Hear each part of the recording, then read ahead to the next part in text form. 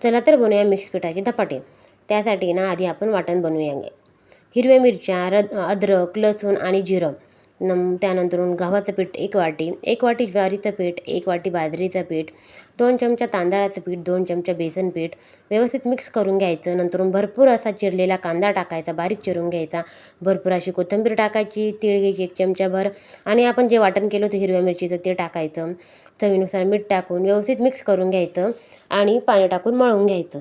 पण जास्त पातळ नाही बनवायचं आणि जास्त घट्ट नाही, मिडियम. नंतरून 10-15 मिनटं ते ठेवायचं रेस्ट करायला.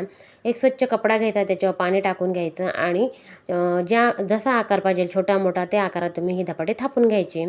गॅसवर तवा गरम करायला ठेवला होता, त्यावर तेल टाकायचं आणि धपाटे टाकायचे. नंतर परत तेल टाकून झाकण ठेवून छानपैकी ते ना खरपूस अशी भाजून घ्यायचे. तर धपाटे मिक्स पिठाची झटपट होणारे, क्रेविंग झाली कधी धपाटे खाण्याची तर ही धपाटे नक्की ट्राय करून बघा. कोथिंबीरीची पण गरज पडत नाही जास्त, थोडीशी चवी असते त्याला. नंतरून दुसरा पण धपाटा मी ह्याच प्रोसेसने करून घेतलेला आहे. आणि ह्या धपाट्याला आहे ना कुठली चटणी करायची गरज पडत नाही. आपण जी भाजी बनवलेली असतो त्यासोबत आपण हे धपाटे खाऊ शकतो. आणि ना आपल्याला चपाती भाकरी करण्याची अजिबात गरज पडत नाही. कुठल्याही भाजीसोबत हे खाऊ शकतो आपण जेवणात.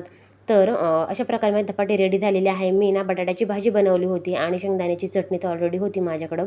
तर ती शेंगदाण्याची चटणी आणि असे आपले धपाटे रेडी झालेले आहे. व्हिडिओ आवडला असेल चॅनलला सबस्क्राईब करा. थँक्यू. श्री स्वामी समर्थ.